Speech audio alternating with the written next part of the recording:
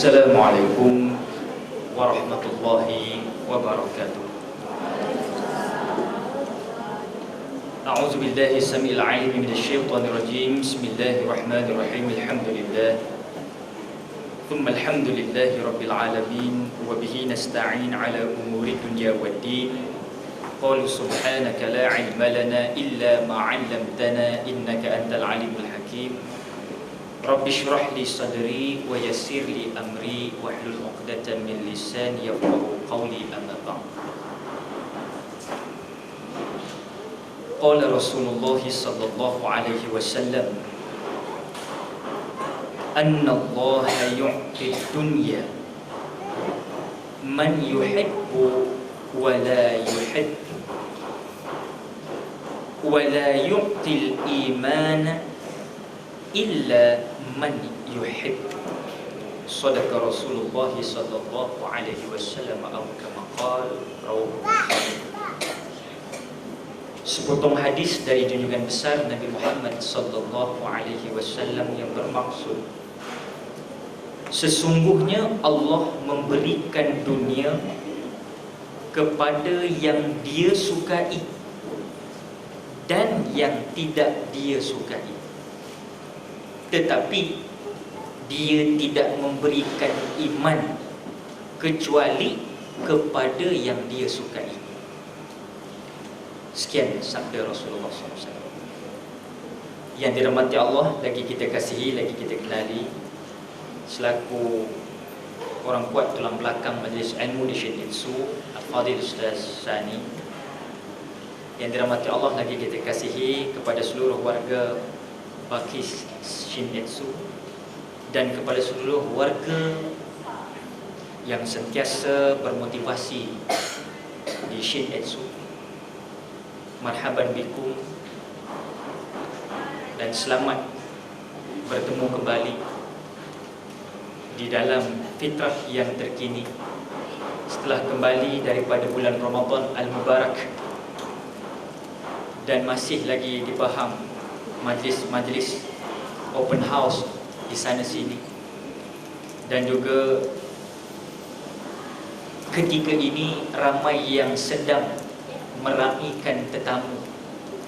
Mungkin ada ibu duai kita, mak bapak kita yang telah ditakdirkan untuk menjadi tetamu Allah di Makkahul Mukarramah dan ziarah Rasulullah di Madinatul Munawwarah, kerana kita sedang berada di bulan Zulqa'dah. Zul yang mempunyai kaedah tu duduk, jadi yang mempunyai duduk tu yang kita duduk aja pada pagi ni. Dan selepas Zulqa'dah ada Zulhijjah, Zul yang mempunyai hijjah haji, bulan yang mempunyai haji.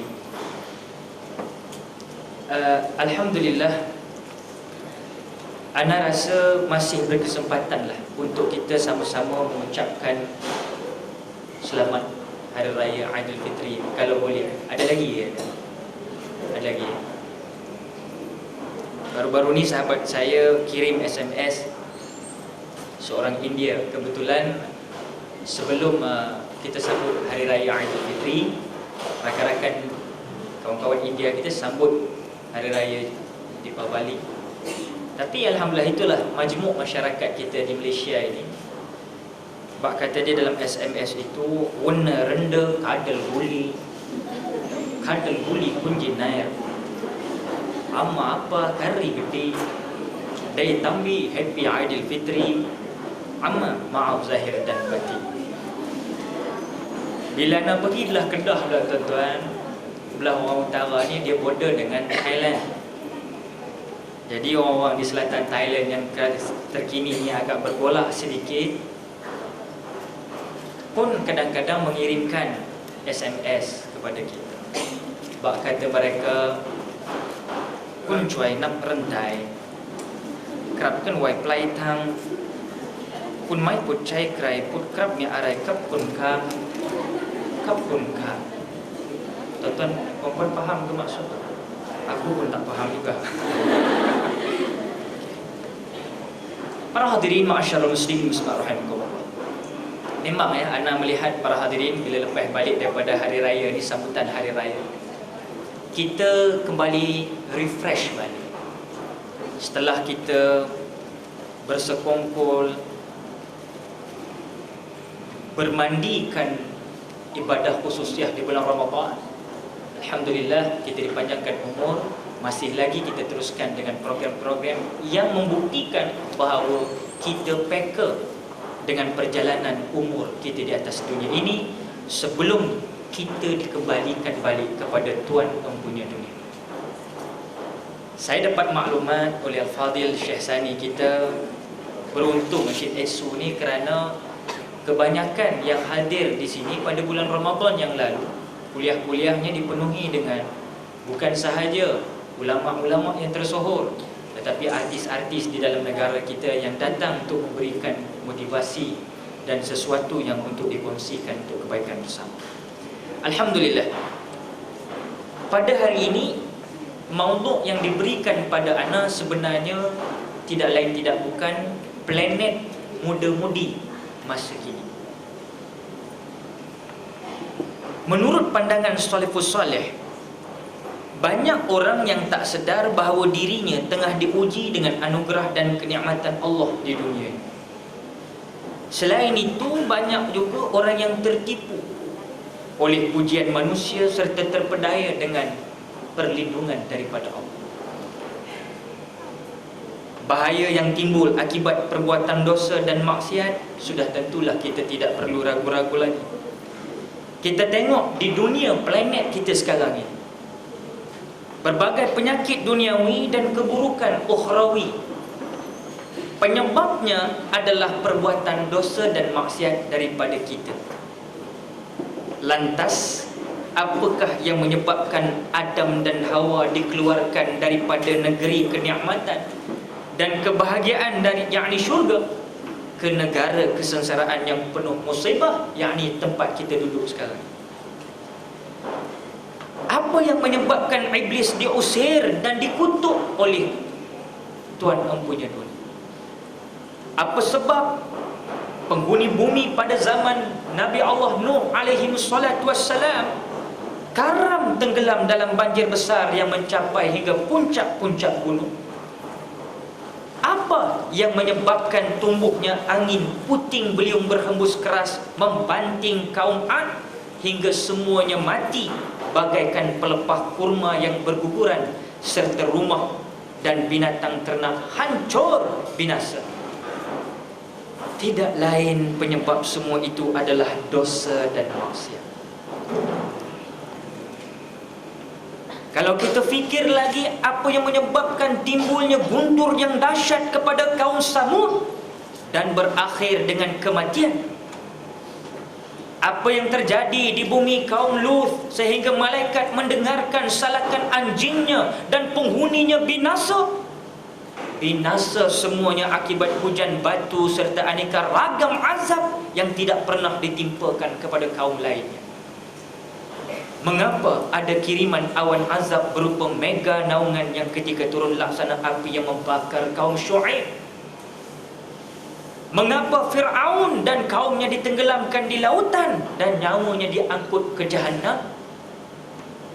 Apa yang menyebabkan Qarun amblas ditelan oleh bumi berikut dengan harta dan keluarganya?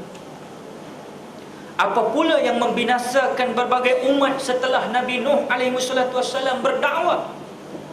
Apa penyebab kehancuran orang yang dalam surah Yasin, yang tuan-tuan perempuan baca surah Yasin, yang digambarkan di dalam surah Yasin ada menceritakan pekikan keras sehingga mereka yang membantah utusan Allah mati begitu saja?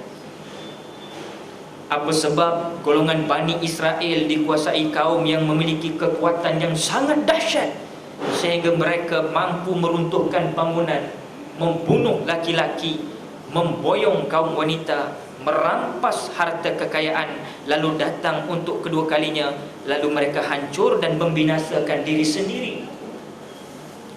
Serta apa pula yang menyebabkan banyak kaum ditimpa aneka macam azab, baik itu dengan pembunuhan, penawanan, penaklukan, penghancuran negeri, kezaliman raja-raja, dan pengubahan manusia berubah menjadi kera dan babi, kata hadis-hadis. Semuanya tidak lain akibat perbuatan dosa dan maksiat, hingga semua menjadi pelajaran bagi umat lainnya, iaitulah khusus kita di akhir zaman ini.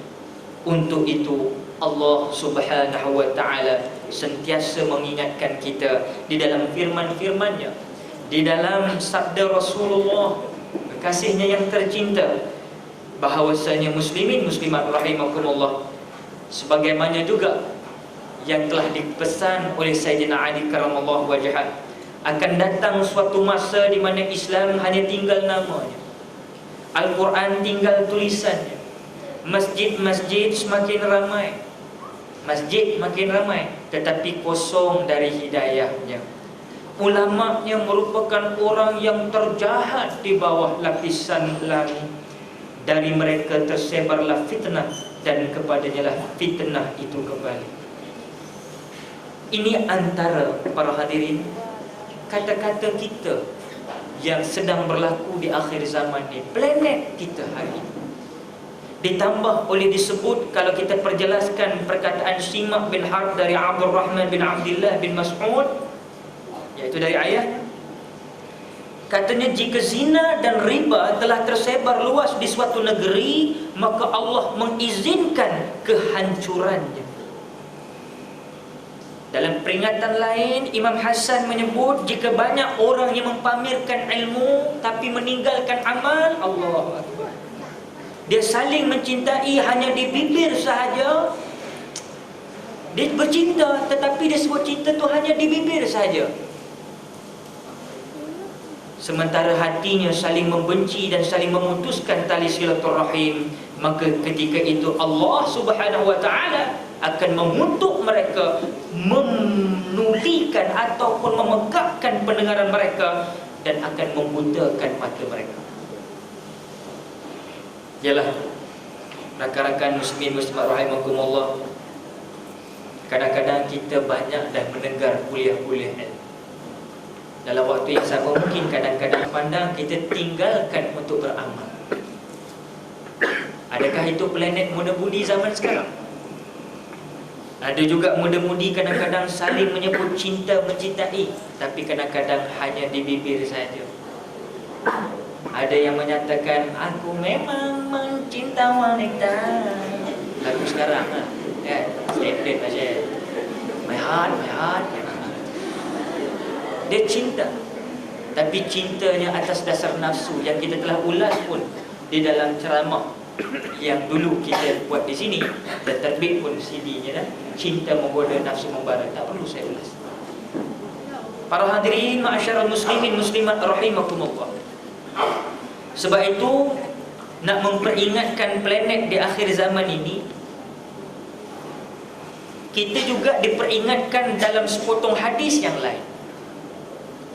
Ma min qaumin yu'mal fihim bil ma'asi hum a'azzu wa aktharu mimman ya'maluhu falam yughayyiruhu illa ammahumullahu bi'iqab. Yang bermaksud, tidaklah suatu kaum yang orang-orang taatnya lebih banyak daripada para pelaku maksiatnya, tetapi mereka membiarkannya, melainkan Allah akan mengazabnya secara merata. Allah menunjukkan bagaimana para hadirin Nabi duk pesan, tidaklah nanti suatu kaum yang orang-orang taat lebih banyak daripada pelaku maksiat. Maknanya orang pergi masjid banyak, orang ke surau banyak, orang mendengar majlis ilmu banyak, orang mengikuti program-program amal billah baik banyak, orang yang faham banyak, orang yang alim banyak, orang yang warak banyak, orang yang tasawuf banyak, orang yang sufi banyak. tapi mereka membiarkan pelaku maksiat di hadapan mereka. Kata Nabi, melainkan Allah akan azab secara pukul rata. Inilah planet kita yang kita perlu peringatkan sama-sama rakan-rakan sekalian. Tsunami, Katrina, taufan Rita, gempa bumi. Oh, oh, oh, oh, ada cerita, berita gempa, kata Brother Ramli Sarip semasa dengan Sweet Charity. Dulu lagi Pak Ramli dah cerita bab gempa ni. Masya Allah, ma'asyiral muslimin muslimat rahimakumullah. Sebab itulah saya fikir tajuk kita pada hari ini memang amat baiklah. Sebab kerana dengan terus bermaksiat ini, kita khawatir di dalam Musnad Imam Ahmad juga disebutkan innal 'abda la yuhramur rizqa bidzanbi yusibuhu, yang bermaksud seseorang hamba dicegah dari rezekinya akibat dosa yang diperbuat. Orang kadang-kadang duk tanya, aku ni duk bekerja, keluarga aku semua bekerja, adik-beradik semua bekerja. Kalau yang dalam arti kata berumah tangga pula, suaminya bekerja, keluar pagi balik petang. Ada kala sampai tak balik-balik, dia nak cari rezeki. Sampai isteri duk SMS, suruh Pak Lek kek bang, cepat balik sikit abang. Tapi dalam waktu yang sama, isterinya bekerja, suaminya bekerja, kalau anak yang tua pun dah bekerja, tetapi masih lagi tak cukup-cukup rezeki kita. Mungkin betul lah kata Imam Ahmad dalam musnadnya, seorang hamba itu dicegah dari rezekinya akibat dosa yang diperbuatnya. Tidak ada keberkatan. Sebab itu alhamdulillah kita ditakdirkan duduk di Syekh Aizu, kita bekerja. Tidak, kerja kita dah molek tuan-tuan. Yang perlu memberkati pekerjaan kita ini. Sebab itu jangan lari daripada ilmu dia. Rakan-rakan, raga-raga, sayang sangat tuan-tuan, kita di dunia ini tak begitu lama. Jadi kalau kita biarkan hanya mencari rezeki di dunia tanpa memikirkan keberkatan untuk kita bawa balik, saya khawatir kita akan muflis di akhirat. Walau bagaimanapun, di dunia ini adalah sebagai suatu mazharatul akhirah, tempat kita mencari jambatan yang terbaik untuk kita bawa ke akhir. Jadi muslimin muslimat rahimakumullah, itu sebagai mukadimah memperingatkan bahawa konsep planet kita pada ketika ini yang kadang-kadang sememangnya kadang-kadang kita ni terlepas pandang rakan-rakan sekalian, ya. Jadi alhamdulillah sebenarnya muslimin muslimat rahimakumullah, sebut soal planet muda-mudi zaman kini, ana sebenarnya tajuk-tajuk ni kita nak bawa menjurus kepada kita supaya auranya itu kita rasai. Pasal walaupun kita dah ada yang bangka sedikit, tapi sebenarnya jiwa tu tetap muda, kan? Tambahan tuan-tuan perempuan memang masih muda, kan? Syekh Sani lagi muda. Tapi apa yang kita nak sebut pada akhir-akhir ini related dengan hadis dan firman Allah yang kita baca.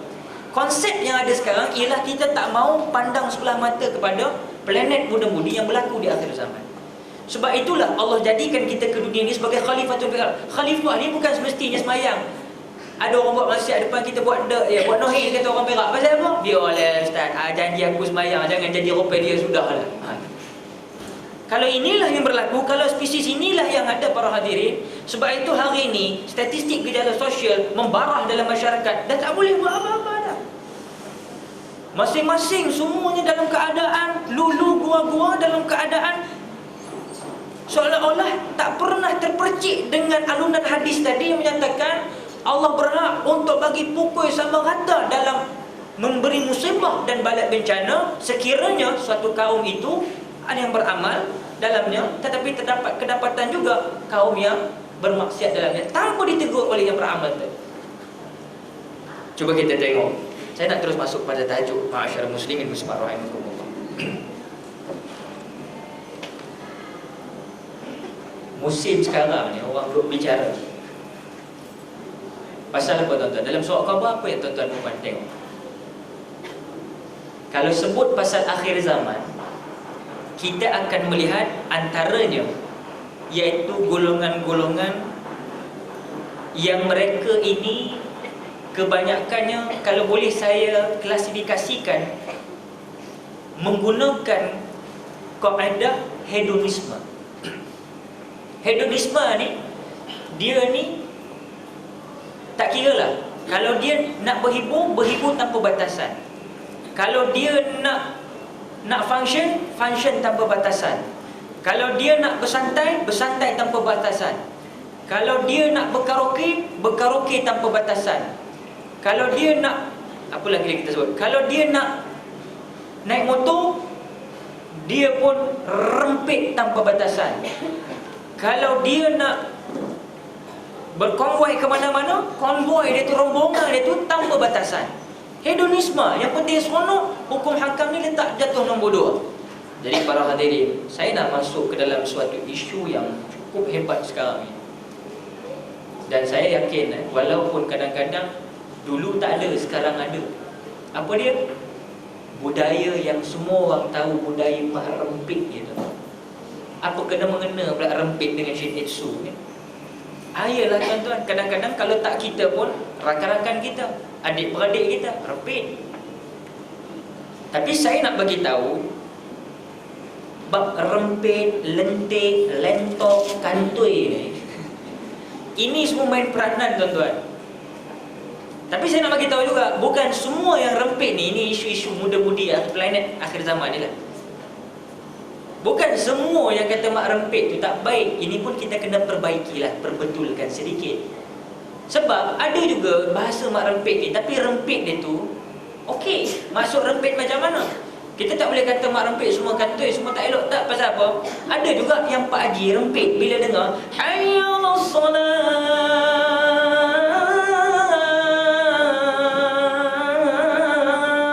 Pak Haji dengar je rumah tepi surau je tuan-tuan, dengar hayya 'alas solah, dia pun pakat rempit naik motor pergi ke masjid. Adakah kita nak alamak Haji rempit juga tak? Apa barang Haji ni? Tak, Haji tu dia kerja waktu, rempit juga. Jadi so kita nak mendefinisikan rempit ini, mestilah kita berhati-hati. Yang buat masalah tak jalan raya ni adik kakak, bukan yang buat rempit, tapi pelumba haram. Pelumba haram ataupun pelumba maut. Itu yang buat masalah ni. Dan sepatutnya tuan-tuan, bab rempit ni kita kena balik to the roots, back to the root. Apa dia? Sepatutnya yang merempit, yang naik motosikal ni bukannya orang muda-muda. Patutnya orang-orang yang mencecah usianya kepada warga emas yang masih mampu naik motosikal. Pasal apa? Ketika itulah sepatutnya, saya ingatkan diri saya sebelum tua ni, kalau panjang umur, waktu itulah sepatutnya kita intim balik dengan isteri yang tercinta. Kalau dulu Masya Allah kita boleh girlfriend, boyfriend, tak ada ikatan apa lagi pun, merempit sama-sama je. Rempit, mana je? Bandar Tasik Puteri lah, standard. Pergi mana? Taman Tasik Maisuri, standard. Mana je? KLCC bang. Kemana kita yang hari ni? Mid Valley bang. Kemana kita hari ni? Bangsa Park lah bang. Kemana kita hari ni? Dataran Merdeka bang. Ini waktu boyfriend and girlfriend. Waktu tu Syekh, Masya Allah, Nana aku dah pening kepala. Oh, Nana Tanjung pun pening kepala. Tu yang dum-mendum macam tu. Pasal apa? Mak bapak tak boleh tahan dah. Dia naik motor, jatuh motor sekarang pula, Masya Allah. Dulu Syekh rempit juga. Tapi dulu punya orang rempit pakai apa Syekh? Scrambler. Scrambler yang tayar gigi buaya. Scrambler dulu. Sekarang bukan scrambler rempit, kapcai aja. Dan kapcai tu pula mencanak, dia punya angkat wheelie tu cakap Syekh. Sampai habis semua bumper orang dia naik. Bumper tu bumper. You just imagine mereka memang tak fikir mara dan bahaya. Itulah seronoknya naik motor ini. Dan rempit ini juga saya tengok akhir-akhir ini, Masya Allah. Tu belakang tu, motor belakang tu panggil apa? Wikang lah. Dia orang perempuan ramai, orang lelaki muda tau lah. Wikang je. Wikang tu orang kata pumpuk motor tu, dia menuju puncak. Jadi kalau minah yang naik belakang motor mak rempit ni Syekh, tak maaf kalau ada pun terpaksa dia punya bungkuk pun menuju puncak. Takkanlah bila minah tu naik dia pun straight, dia macam naik apa nama Honda Kapcai, tak kena. Dia mesti ikut bentuk bagaimana motor itu diwikangkan. So dia pun kena diwikangkan juga ke atas. Itu yang begini kan, alamak kan. Takkan macam apa nama, takkan dia naik motor wikam tapi dia duduk, dia tak pegang boyfriend dia. Ini masalah budaya zaman kini, planet muda-mudi masa kini. Dia bukan mahram lagi tapi terpaksa pegang sebab motor dah wikam. Kalau dia tak pegang, maknanya akan jadi macam tu lah, patung cendana. Tak macam patung cendana. Aku wajib kopi tu, Allah buruk benar lah. Jadi kena ikut. Itu yang jadi rempit, lentik, lentok tu. Muslimin, muslimat rahimahumullah. Bila dah begitu tuan-tuan, bila dah peluk era-era, nafas naik tersekat-sekat, standard lah. Aku dah hafal selalu dah. Bila dah nafas naik tersekat, usah peduli agama dah ada. Yang penting kita rempit kuat-kuat. Bila rempit kuat-kuat, muslimin muslimat rahimahumullah, maka keluarlah lagu. Ku dikejar polis-polis bodoh, bila motorku hampir kat seleko. Enggan dilokap, enggan disuruh, ketuk ketampi sampai subuh. Aku bukan mak rempit yang tewas, bisa ditangkap walau ku terbabas. Biar dikepung kanan dan kiri, ku kan tetap dapat lari. Tiada polis yang dapat potong hebatnya kapcaiku, gila punya laju. Biar kereta polis menghimpit, ku dapat menyelit, rela ku rempit. Janganlah kau salahkan aku, terus merempit menggadai nyawaku. Aku berlumba, ini hobi saja, macam kumpul stem juga. Salah polis hampir di hadapanku, lori hadir melanggar hingga ku jatuh dari motorku. Apakah kali ini bisa ku bangkit dan berlari setelah kaki patah lapan mati aku? Kalau dengar Tan Spider ni memang kantoi aku ni. Taklah, ini sebagai suatu sekadar memeriahkan gelanggang rempit lah tuan-tuan. Warna kehidupan. Ini yang selalu lagu kata, satu hari di jalan raya, 2 hari kemalangan jalan raya, 3 hari di hospital beraya, 4 hari dah macam mantu raya. Muslimin muslimat rahimahullah. Itu satu gejala lah planet lah. Planet muda-mudi di akhir zaman ni sebenarnya boleh rempit. Rempitlah ke masjid ya, rakan-rakan ya, remaja kita, berada-berada kita rempit ke masjid. Yelah, yang dah baru-baru kahwin dia pun tak kisahlah. Kadang-kadang kita dah kahwin, kita mula berempit klien pula. Patutnya ada setengah golongan pula remaja ni, dia dulu hatinya waktu pemuda terpaut dengan masjid dan musola, dengan surau, dengan rumah Allah. Tapi bila dah menikah, dah tak datang lah. Ini masalah kita pula. Kadang orang surau pun tanya, Syekh, lama tak datang surau? Baru kahwin. Baru kahwin, tu tak datang. Yelah, kau kahwin. Surau, masjid. Muslimin, muslimat rahimahullah. Jadi bila saya sebut soal perkahwinan ini, timbul juga baru-baru ini planet muda-mudi di akhir zaman. Planet apa yang kita nak sebut ini? Ini planet yang terkini lagi sensasi, memang telah lama dirasai, tetapi cuba disembunyi.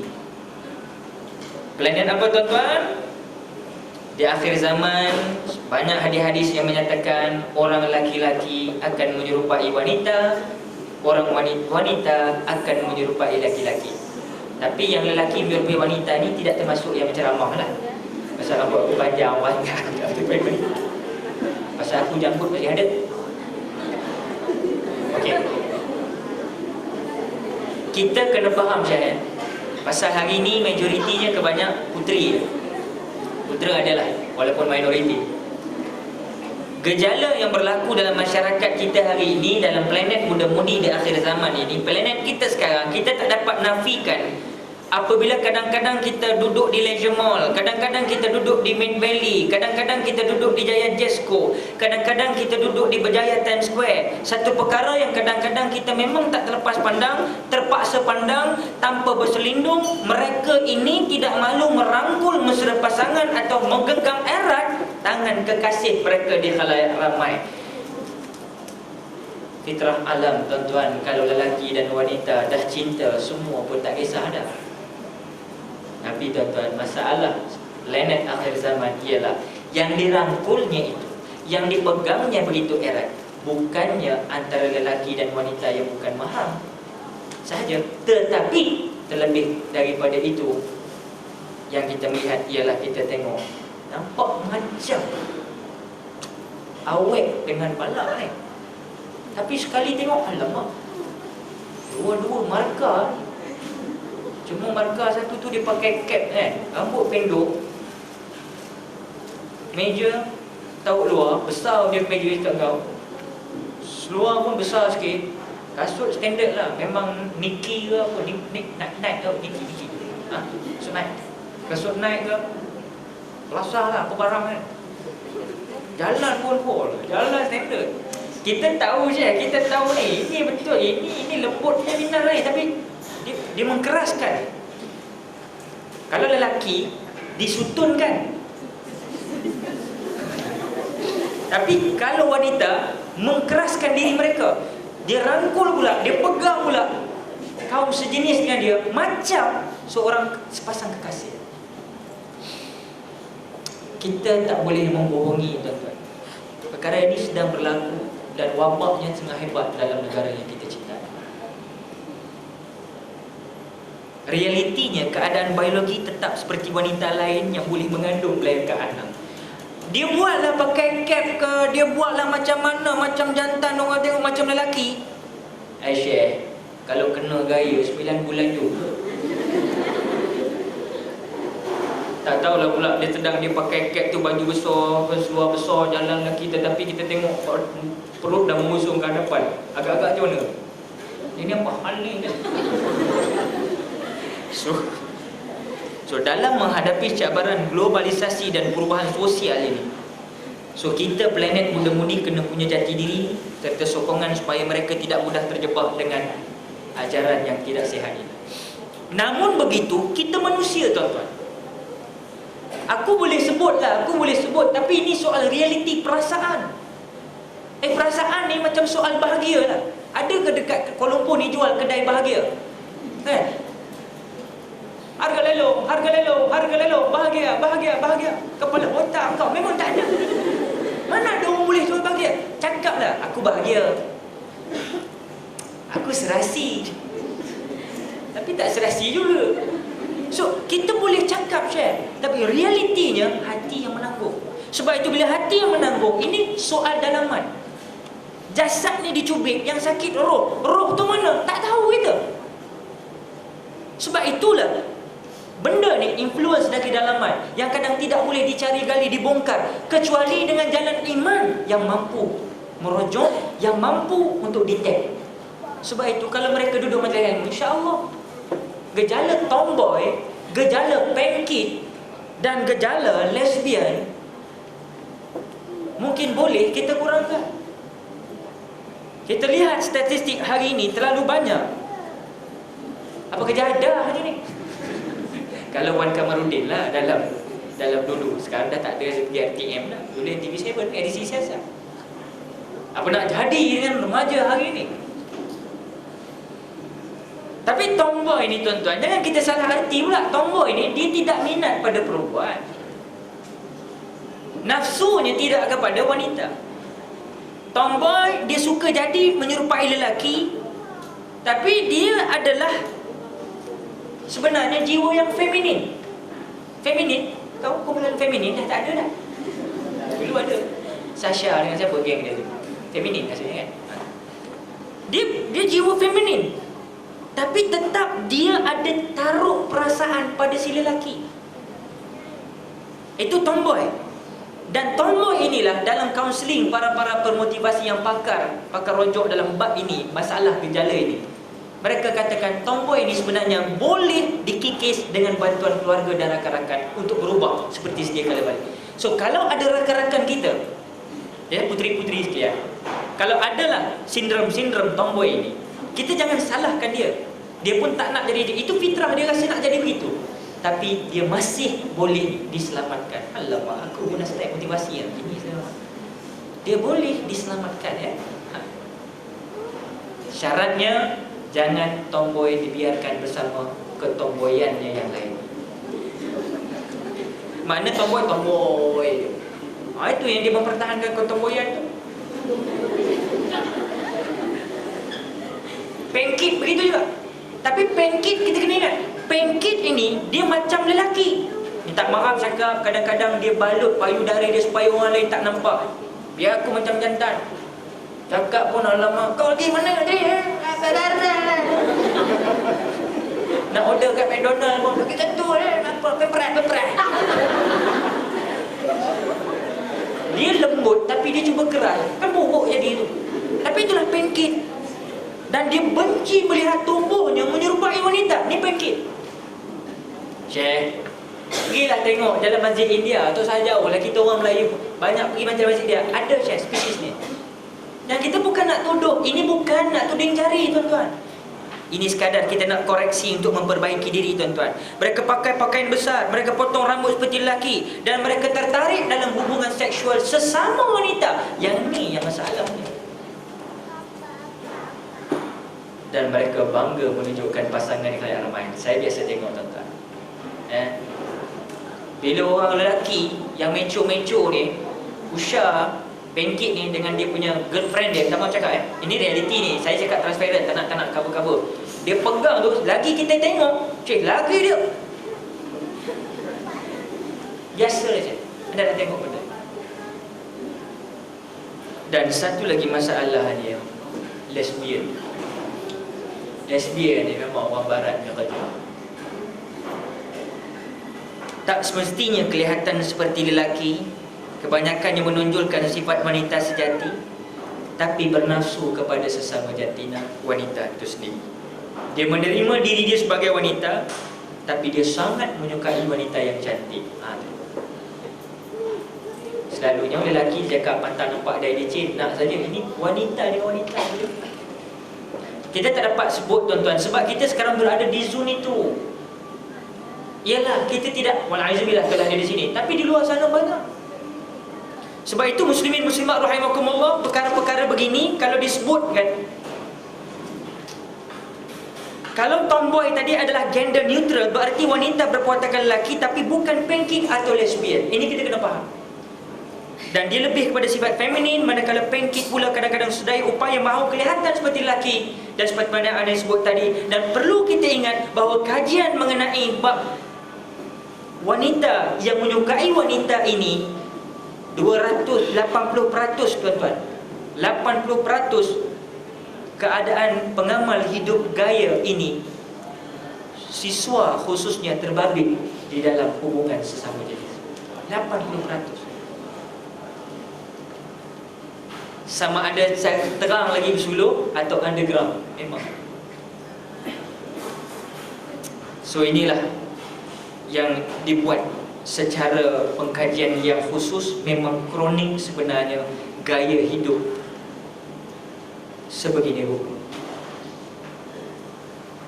Dan kita kena ingat, apapun, siapapun, di mana pun kita, tuan-tuan, ahli sab budaya macam ni, dia akan cepat bertukar dan jemu dengan pasangan. Sebab apa? Dia boleh intim seketika je, tuan-tuan. Betul lah dia cinta sesama jenis, tapi dia cinta tu hanya sementara aja. Because of what? Kalau dia cinta pun, dia boleh buat apa? Lelaki dan perempuan kalau cinta, ada buktinya mengandung. Bila dah mengandung, lahir zuriat, bertambahlah ikatan mereka. Kalau dah perempuan dengan perempuan, takkan itu je kerja 24 jam. Kalau itulah kerja 24 jam, manusia cepat jemu.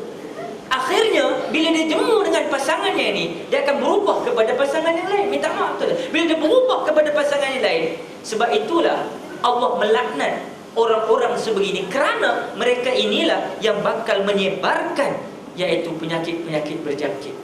Sebab itu di akhir zaman banyak penyakit yang kita tak kenal. Kita baru dapat detect AIDS, HIV, syphilis dan sindrom-sindrom yang lain. Tapi yang lain kita tak dapat detect. Walhal dia menyelinap virus itu dalam darah-darah mereka-mereka yang meneruskan gaya hidup sebegitu. Sebab itu saya mengingatkan keluarga saya, semua yang ada, marilah kita ajak rakan-rakan kita ini, khususnya wanita, supaya jangan terlibat, tuan-tuan. Masih ada ruang dan kesempatan. Sebab kalau ada telefon datang, ada apa-apa datang, tolong bagi tahu pada dia. Kalau boleh, jangan. Banyak dah berlaku kepada yang dah terlanjur. Dia kata, janganlah masuk dalam planet aku ini. Dia sendiri kata, jangan. Sebab ibu-ibu, bapak-bapak, muslimin, muslimat rahimakumullah, di Amerika, termasuk Hawaii dan Vermont, mempunyai undang-undang mengiktiraf perkahwinan sejenis. Kajian menganggarkan kira-kira 10,000 orang di Malaysia. 10,000 orang di Malaysia terbabit dalam transseksual, dengan 70 hingga 80% daripadanya adalah bangsa Melayu. The rest adalah Chinese, Indian dan bangsa lain. Tapi majoritinya adalah bangsa Melayu. Tuan-tuan, ini tak boleh kita elak, tuan-tuan. Pergi ke lorong haji time. Pergi lorong haji time. Yang lelaki lah, perempuan jaga. Kalau dekat Kuantan, bawah City Hotel, kat Johor Bahru, dekat bawah lorong-lorong bangunan-bangunan di sekitar bandara yang kotor Persahabatan tu. Kalau di Ipoh, di Jalan Kopman, tahu pula aku semua. Aku ustaz, aku kena survey. Ini yang berlaku, tuan-tuan. Sebab itu saya katakan bahawa kalau boleh berdoa, minta pada Allah kuat-kuat, jauh. Itu yang perempuan. Yang lelaki juga, planet muda-mudi akhir zaman ini pun terikut-ikut dengan Sir Elton John. Sir Elton John tahu? Siapa tak kenal dengan suaranya yang berdayu-dayu di dalam lagu The Lion King. Apa nama tajuk lagu? Lagu? Lagu dalam Lion King.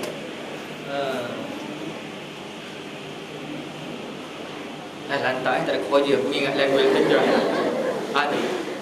Tetapi kita nak bagi tahu penyanyi pop antarabangsa Sir Elton John meminta baru-baru dalam sebuah majalah, mana kata majalah yang disebut Music Monthly Magazine, dalam sisipan akhbar terkemuka Observer, yang menyatakan penyanyi itu minta supaya agama di dunia ini diharamkan.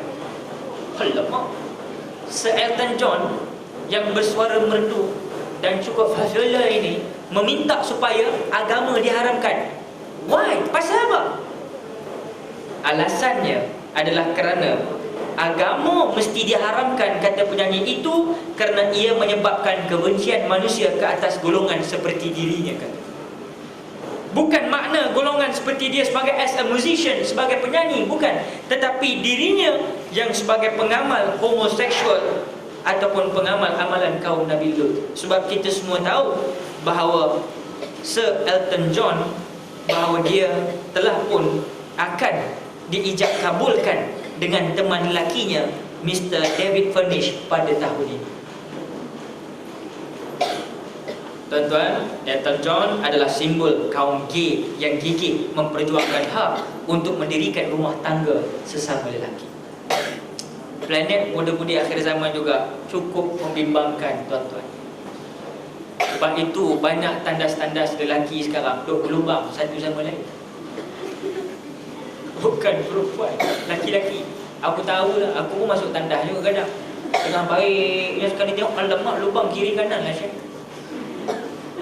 Jadi masalah. Tahu-tahu tengok mas kodeng ada kan kiri kanan. Ini realiti. Saya cakap 18XX tak pun mudah cerita, tuan-tuan. Benda ini realiti. Ya? Sebab itu natijah daripada agama yang diserahkan kepada perbuatan dan nafsu serakah, hawa nafsu diikut saja ini, maka mereka menginginkan agama seharusnya seperti apa yang mereka ingin, bukan melawan yang keinginan mereka itu. Inilah musibah yang melanda akhir zaman. Ini yang penyebab kepada banyaknya penyakit, kepada banyaknya iaitulah perkara-perkara yang disebut sebagai musibah di akhir zaman, yang kita terkejut kerana kehadiran ancaman-ancaman bala bencana daripada Allah. Kerana apa?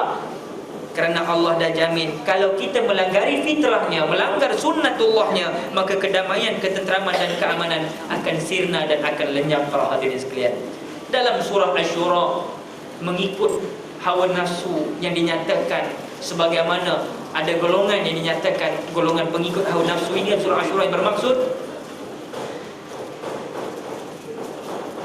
patutkah kamu melakukan hubungan jenis dengan lelaki daripada kalangan manusia, dan kamu tinggalkan apa yang diciptakan oleh Tuhan kamu untuk kamu, yakni melakukan hubungan yang halal daripada badan isteri-isteri kamu, yakni kamu orang-orang yang bersalah, bahkan kamu adalah kaum yang melampaui batas, yakni keinginan kebanyakan haiwan. Mereka menjawab, sesungguhnya jika engkau tidak berhenti wahai Lut, waktu Nabi Lut pesan pada umat dia, jangan buat fujur apa itu, daripada mencaci dan menyalahkan kami, nescaya engkau akan diusir keluar. Tengok, Masya Allah, kaum G Nabi Lut ni punya hebat. Oh, nasihat kami melasah kau keluar. Nabi Lut berkata, sesungguhnya aku daripada orang yang bencikan perbuatan kamu yang keji itu. Maka Nabi Lut berdoa, wahai Tuhanku, selamatkanlah daku dan keluarga serta pengikut-pengikutku daripada apa yang dilakukan oleh golongan yang jahat itu. Kata Allah, kami selamatkan dia dan keluarganya serta pengikut-pengikutnya, yakni semuanya, kecuali seorang perempuan tua tertinggal dalam golongan yang kena azab itu. Inilah akibat apabila kita mengikut hawa nafsu manusia dalam melaksanakan ajaran agama, maka kita akan sesat, tidak tentu arah serta jauh daripada rahmat Allah. Dia perlu yang jauh daripada rahmat Allah ni. Kerana apa para hadirin? Kerana kita menyangka bahawa sunnatullah itu, perintah Allah itu tidak sesuai dengan kita. Hayatilah tuan-tuan perempuan, planet-planet yang akhir-akhir ini cukup begitu bercambah dalam masyarakat. Planet muda-mudi seterusnya tuan-tuan, planet apa dia? Banyak yang tanya pada saya, Ustaz, saya tak minum Ustaz, tapi saya join Ustaz, join the party, top up the party. Dia join the party. Ustaz, saya tak minum, saya udah cook aja Ustaz, udah cook aja. Ada spesies remaja begini pula sekarang ni. Tapi dia ada iman, dia tanya juga, Ustaz apa hukum Ustaz? Saya pergi juga Ustaz, tapi saya tak minum. Dalam suratul Maidah jelas, innamal khamru wal maisir wal ansabu wal azlamu rijsun min 'amali syaitan fajtanibuhu la'allakum tuflihun. Ini dalil qat'i haram berdasarkan dalil tersebut. Wahai orang yang beriman, sesungguhnya arak, judi dan pemujaan berhala dan bertawar nasib semata-mata kotor keji, yakni itulah perbuatan syaitan. Oleh itu hendaklah kamu menjauhinya supaya kamu berjaya, kata Allah. Suratul Maidah ayat 90. Dan Anas bin Malik menyatakan Rasul bersabda, Anas yang duduk lama dengan Rasulullah, maka dia dengar Nabi bersabda, dilaknati tentang arak 10 perkara. Pemerah, yakni pemerah buah arak untuk dijadikan arak, buah anggur tu diperam semua pemerah dia tu. Kemudian tukang suruh perak, toke dia pun kantoi, kena sekali. Toke dia, sudah pelah tak? Belum, taklah nak pelah lah. Dia suruh perak tu, dia pun kena laknat sama. Peminum dia kena laknat. Tukang tuang kena laknat. Tukang hidang kena laknat. Pengangkut termasuk pemandu kena laknat. Pengedar, penjual, pembeli dan yang makan sesuatu hasil daripada arak. Itu salah satu hadis yang maksud daripada hadis riwayat Tirmizi. Ummu Salamah berkata pula, Rasulullah bersabda, diharamkan semua perkara yang minuman yang memabukkan dan yang melemahkan daya pemikiran seseorang. Termasuklah tuan-tuan puan-puan perkara-perkara dadah, ya, ekstasinya, syabunya, dadah sintetik ke, marijuana-nya, apa lagi? Heroinnya, morfinnya, dan berbagai-bagai dadah yang sama waktu dengannya. Dan kita boleh tengok Umar sendiri berkata, Rasulullah pernah bersabda kepadaku, orang yang beriman dengan Allah dan hari akhirat tidak layak duduk bersama dengan orang yang minum arak. So the point is now, orang yang bertanya kepada kita, Ustaz, apa hukum saya duduk sekali? Nabi pernah bersabda, tidak layaklah orang yang beriman dengan hari akhirat bercampur-campur ataupun duduk bersama mereka yang sedang meminum arak. Kok pesta arak ya? Enggak bisa. Tapi hari ini tuan-tuan, dia kata, tak Ustaz, saya tak minum, saya join juga. Inilah masalah orang kita tuan-tuan. Sebab Abu Hurairah juga menyatakan Rasulullah bersabda, orang yang mengetahui satu surah dari Al-Quran tapi dia minum arak, maka pada hari kiamat setiap perkataan dari surah itu akan mendakwanya di hadapan Allah. Wal'azubillahi min zalik. Sengsaralah orang yang didakwa oleh kitab Al-Quran. Ya, tuan-tuan. Jadi Islam memandang arak ini mempunyai kesan yang amat dahsyat dalam kehidupan manusia.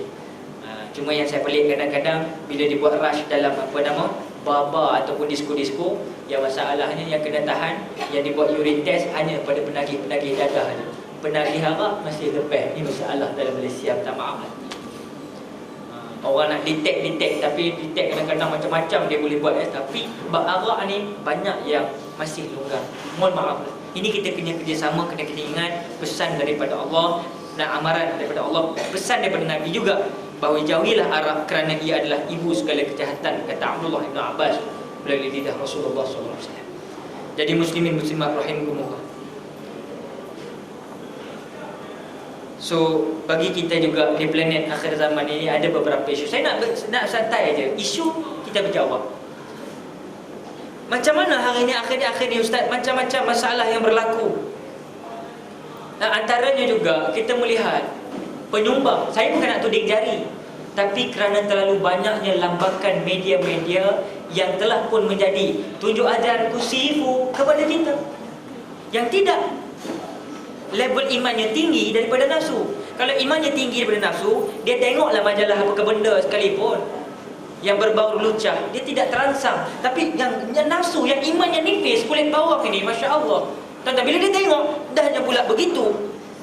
Kita melihat pula di pasaran sekarang ini terlalu banyak. Kita bukan nak pertikaikan kerja Kementerian Dalam Negeri, tapi apa yang kita sebut ialah terlalu banyak. Bukan kata buku-buku yang berbau lucah, tetapi majalah yang hari-hari dibaca. Contoh, Weekend Mail pada beberapa hari bulan yang lalu. Kita melihat bagaimana dalam Weekend Mail, di sana front page keluaran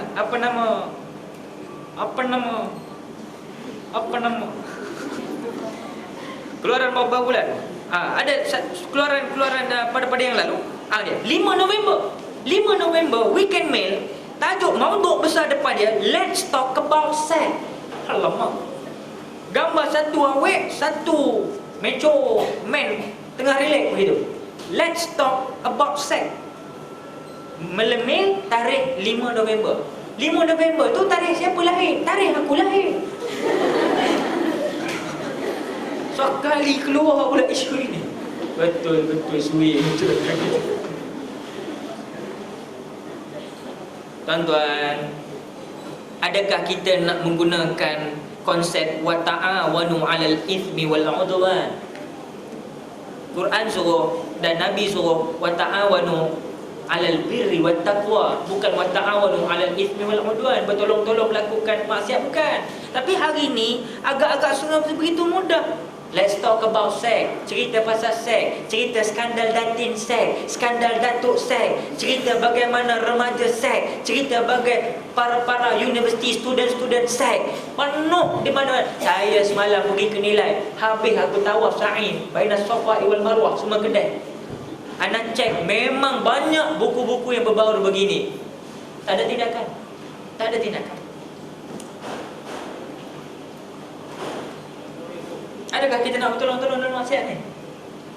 Maafkan saya, tapi inilah saya katakan tadi, habis. Semua dieksploitasi oleh syaitan dan iblis. Dia gunakan jarum dia, cantik sampai kita tak boleh buat apa-apa. dengan lambakan majalah yang berbau hujat. Jadi maunya remaja tidak terbayar, kes rogolnya, kes sumbang mahramnya, kes lari dari rumah ikut banglanya. Kalau ada lah. Dia tak kira Myanmar, Bangla tak kisah. Jadi syarahan kan? Taklah kata tak elok. Tapi itulah saya katakan, kadang tak balik rumah, mak hilang punca sebagainya.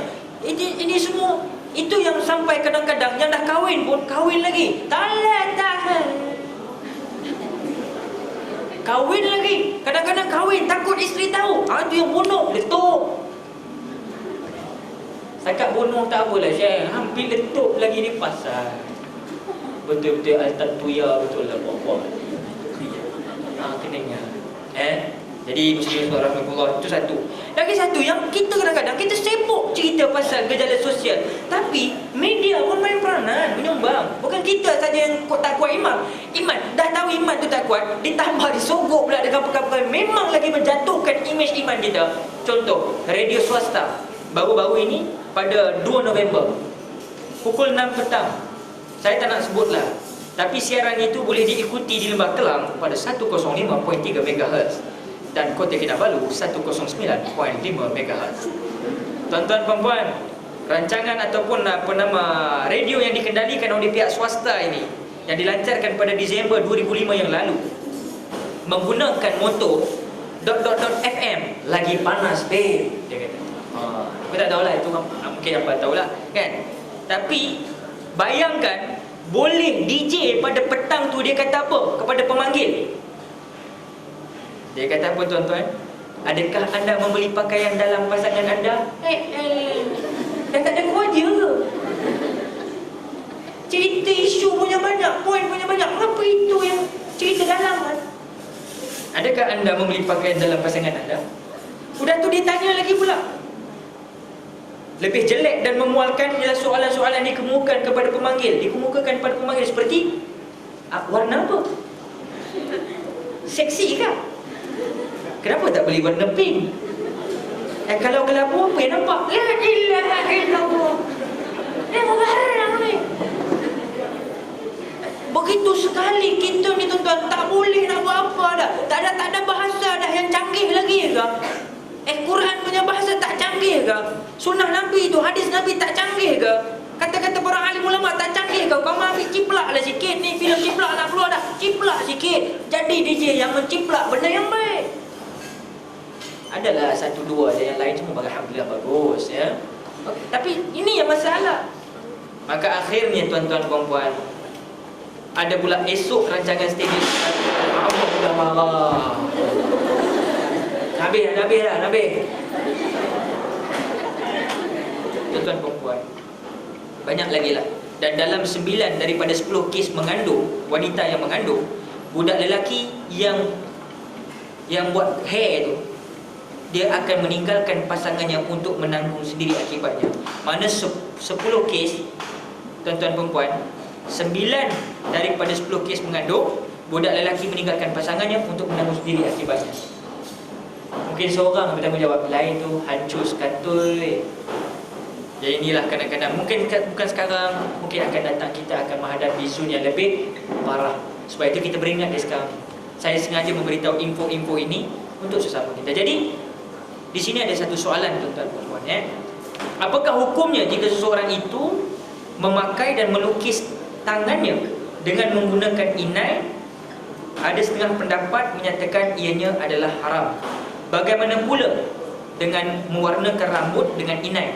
Adakah ianya juga haram? Ini soalan saya akan jawab penutup ya. Kita ada 5 minit. Dari sekarang saya akan jawab penutup. Memang bagus soalan. Tapi saya nak bagi tahu dulu para hadirin hadirat rahimakumullah, kita tolong ingat beginilah.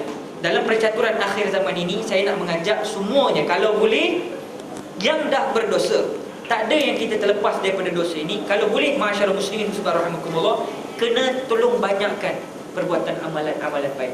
Waktu roh dalam jasad, kena buat. Jangan peduli orang lain. Allah, aku dosa ya Allah, terlalu banyak. Tak. Allah Maha Pengampun, Maha Penyayang. Anta dah bertaubatan dan suhadah itu. Sudah, ya Allah, jalan terus. Yang lama sudah, buka kitab baru. Dan Para ulama menyatakan ada satu perkara yang paling baik, yang begitu mudah, yang paling baik untuk menampung dosa-dosa kita selain daripada ibadah-ibadah yang kita buat. Apa dia? Sedekah antara. Sedekah ini adalah merupakan satu perkara yang umpama duit di dunia. Dari dunia ada duit, kita boleh beli macam-macam. Tetapi di akhirat tak ada ringgit Malaysia. Sedekahlah ganti duit. Yang di akhirat kita boleh buat macam-macam. Ingat, waktu di akhirat nanti Allah bagi 3 hari. Akil, aku bagi hang 3 hari, hang pergi cari saksi engkau untuk aku hisap pada ketika ini. Syekh, waktu tu nak cari saksi macam mana? Hari ni nak cari wali pun payah. Kalau dekat kahwin banyak hantar SMS, Ustaz, ayah saya tak tahu di mana. Nak cari wali macam mana? Pening nak cari. Nak cari ayah sendiri pun payah. Itu di dunia, di Malaysia, baru di Negeri Sembilan, baru di Perak. Kalau di negara akhirat yang semua berhimpun ketika itu, macam mana tuan-tuan nak cari saksi? Satu hal. Yang kedua, memanglah kita hari ini tu pasal jangan rasa gah, jangan rasa sombong, jangan rasa bongkak dengan apa juga yang kita ada. Kerana esok dia bila masyarakat, kita lah yang paling kena. Sebab kapal kalau di tepi jeti nampak besar kapal haji, besar no, ya.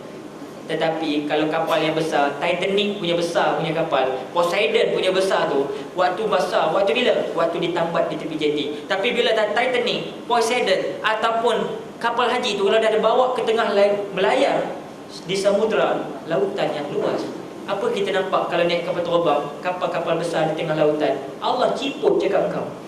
Sebab itu saya katakan, orang yang nampak besar sangat ni, sombong, bongkak, takabur, ego, ujub, riak, sum'ah dan sebagainya ini, jangan lagi pakai pakaian itu. Sebab nanti di akhirat kamu kecut sangat cakap kau. Ya, saya ingat diri saya tuan-tuan, dan ingat betapa kerdilnya ketika itu. Tiba-tiba tengah nak cari saksi, berdebak, ada segumpal pahala yang banyak datang. Kita pun tanya, ya Allah, apa ini? Inilah pahala kau itu sedekah RM10 dalam masjid. RM10 tuan-tuan, sedekah punya banyak. Value dia. Mengapa? Rupa-rupanya RM10 yang kita bagi itu, rupa-rupanya Masya Allah, kita sudah taruh RM10, kita sudah tidak fikir. Itu orang masjid punya cerita, orang surau lah. Rupanya orang masjid sudah beli itu kafet untuk orang semayang. Jadi rupanya kita sudah meninggal umur 60 lebih, 70 kita sudah meninggal. Rupa-rupanya orang terus lagi mendirikan solat di atas kapet itu kerana RM10 yang kita campur dengan duit orang lain, akhirnya melambangkan pahala yang banyak di akhirat. Kenapa? Selagi mana orang semayang di atas kapet itu, samalah apa yang tuan-tuan sedekahkan untuk baki. Selagi mana ilmu yang tuan-tuan perempuan dapat, dipanjangkan, semua dapat. Kita tak mau gigi aja panjang, rambut aja panjang. Ilmu pun kena panjangkan, kebaikan kena panjangkan. Sebab sedekah ini boleh menghapuskan, iaitulah mengampunkan dosa kita, memadamkan api neraka, mengangkat darjat kita, tingkatkan martabat dalam syurga, dapat hisab awal yang di mahsyar yang lebih awal, dan melindungi kita. Sebab itu Nabi, tuan-tuan puan-puan rahimakumullah, saya pendekkan cerita, pernahlah satu ketika dia minta, ya Fatimah, bukan Nabi, bukan Nabi, Sayyidina Ali dan Fatimah. Fatimah ni isteri Sayyidina Ali, iaitu menantu Rasulullah. Fatimah kata, Fatimah tengah mengandung, ya, Ali, abang boleh tak tolong belikan apple untuk saya bang? Maka akhirnya Fatimah pun mengidamlah tu. Akhirnya Sayyidina Ali kata, aku tak ada piti, tak ada duit. Tak apa, abang ambil lah duit ni bang. Waktu tu Ali tengah susah sikit. Maka Ali, itu Sayyidina Ali lah, yang tukar kamera kita, Bang Ali. Jadi hari juga tu. Jadi maknanya, abang ambil lah duit ni, belilah apple. Sayyidina Ali pun pergilah ke pasar. Bila sudah habis pasar, dia pun belilah apple hijau satu biji. Bila beli satu apple biji, Masya Allah, dia pun balik. Bila balik, Masya Allah, terserempak dengan satu hamba Allah yang memang susah. Allah, Syekh, tolonglah. Anak ni susah, tolonglah, tolong. Sayyidina Ali tengok, Masya Allah, kalau seksanya dia susah sangat. Nasib baik masa tu TV3 tak ada. Dia tak confirm masuk bicara hatinya. Kan? Saya tengok Sayyidina Ali kesian. Tak boleh tahan Sayyidina Ali, Masya Allah. Dia ambil apple tu, dia pun ambil, dia belah dua, dia bagi dia separuh. Bagi separuh. Tinggal separuh. Adalah untuk Aisyah, untuk Fatimah, ada di balik dia, kata Sayyidina Ali. Alhamdulillah, dia pun hati dapat tolong Allah. Dia pun balik. Dalam perjalanan pulang tak dekat sampai rumah, jumpa pula satu hamba Allah.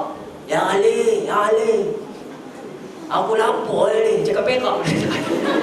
Dia contoh dah. Lapar benar. Dah banyak hari tak pakai. Lapor pula. Allah, dah bunyi-bunyi dah pun nak. Tolonglah ni. Aku lapor benar ni. Hijau-hijau muka nampak, hijau-hijau. Akhirnya Ali pun tengok, Masya Allah, dia ni lapor. Dia kata, bukan aku tak nak bagi kau, ni masalahnya isteri aku Aisyah tengah mengidam. Ya Ali, bini kau ngidam, itu ngidam lain, aku lapor. Ngidam cerita lain, lapor cerita lain. Lalah ya, kata Ali, itu ngidam lain, dia ni lapor semua ni. Ali pun tak sampai hati, dia bagi. Habis biji apple. Bila balik ke rumah, penyudahnya apa berlaku tuan-tuan? Penyudahnya tengok Fatimah dah tunggu dah di pintu, tengah senyum aja. Tu Ali, ya Allah, dah sungguh muka Ali, dah nak jawab apa, dia dah sampai-sampai. Ya Allah Fatimah, bang, apple mana bang? Apple mana bang? Allah, Fatimah minta maaf lah Fatimah. Kenapa? Tadi aku memang dah beli dah dengan duit antik, tapi aku jumpa dua orang tengah jalan, separuh aku bagi, mula-mula tu yang second aku bagi. Dia orang susah lapar Fatimah, aku pun tak sampai hati aku bagi dia. Bila Ali cakap macam tu, si Fatimah senyum terus. Timah dulu dah, senyum terus. Timah dulu, timah sekarang aku tak tahu kan. Bukanlah timah Syed Esu, timah dengan lain tadi kan. Marah timah kan, dia tak beli CD aku pula. Apa ni timah tu, saya tak tahu Fatimah tu Zahra aku senyum. Pasal apa dia senyum? Tak apalah bang, tadi masa abang pergi nak beli kat pasar, saya ada orang singgah bagi saya ni bang, 9 biji apple bang. Terkejut si Ali tengok, ya Masya Allah, 9 biji. Terus Ali tanya, mana sebiji lagi? Macam mana pula Saidina Ali boleh tanya mana sebiji lagi? Bang, maaf bang, saya dah makan, lupa nak beritahu 10 biji tu dah bang, saya dah makan sebiji tadi. Yang peliknya dalam kes ni, mana Ali tahu ada lagi sebiji tadi hilang. Rupa-rupanya dia dapat tahu bahawasanya orang, Ali tahu sesiapa yang buat kebaikan yang paling minima, paling rendah dia buat kebaikan pun, satu kebajikan Allah balas dengan 10 kebaikan yang lain. Ni bukan SB, ni majalah wawancara tuan-tuan. Jadi tu bukan untuk apa nama pemerintah kita datang jauh ni. Ya, so nak buat kat bawah. So beli majalah wawancara ya.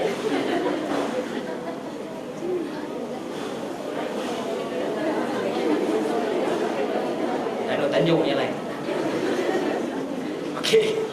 Okey, jadi bermakna tuan-tuan, apa yang saya nak klasifikasi dan saya nak rumuskan, lipat simpulkan di sini ialah, marilah kita melihat bahawasanya apa yang kita sedekahkan sebenarnya akan dapat balik pada kita ya. Jadi itu juga menghapuskan dosa. Dan juga kena ingat, masalah kita ialah mungkin kita sebenarnya memang nak bersedekah, tapi keyakinan kita tak setinggi Ali. Itulah yang membincangkan kita, yang menyebabkan kita susah untuk bersedekah. Sebenarnya bila sahabat tanya Nabi, waktu mana yang paling afdal untuk bersedekah, paling tinggi nilainya bersedekah, pertama kata Nabi, sedekah waktu kamu sedang sihat. Kedua, sedekahlah waktu kamu rasa takut nak jadi miskin dah. Sedekah waktu tu ya. Confirm akan Allah lipat gandakan. Yang ketiga, ketika kamu rasa nak jadi kaya, banyak-banyak bersedekah. InsyaAllah ta'ala benda-benda ini juga akan membantu kita bahawa tidak kita mampu bersedekah waktu nak nazak, barulah kita nak let go semua harta nak sedekah. Tak guna dah waktu tu. Sebab ketika itu alam kita dah nampak alam lain. Jadi ingat, bersedekahlah tuan-tuan. Dan berdoalah. Tak cukup rezeki tak apa di sini isu, berdoalah. Allahumma kfini bihalalikal haramik wa aghnini bifadlika amman siwak ya wasi'ar razzaq. Inilah doa yang Nabi ajar kepada Ali ketika dia tengok Ali susah. Apa maksudnya? Ya Allah, cukupkan aku rezeki yang halal ya Allah, dan jauhkan aku dari rezeki yang haram. Kalau dapat amal ni doa ni tuan-tuan, bahasa Melayu pun tak apa, insya-Allah pagi petang malam amalkan. Mudah-mudahan tuan-tuan kita tidak fakir dan miskin ya. Tapi yakin, kena yakin macam Saidina Ali ya. Pergi doa dan juga kena bantu orang lain, Allah akan bantu kita. Dan sebagai penutup, saya nak cover tuan-tuan apa nama hujah ataupun soalan tadi yang berbunyi, apakah hukumnya jika seorang itu memakai dan melukis tangannya dengan menggunakan inai? Ada setengah pendapat menyatakan ianya adalah haram. Ini soalan pertama. Soalan kedua, bagaimana pula dengan mewarnakan rambut dengan inai? Adakah ianya juga haram? Jadi sebelum saya jawab, biar kita minum dulu sebelah. Kering dekat ni, kering. Hukum seseorang memakai melukis tangannya. menggunakan inai. Perkara ini sebenarnya adalah suatu tradisi yang dibawa daripada India, tuan-tuan, ya, ataupun boleh kita sebut Pakistan, Hindustan, apa dia?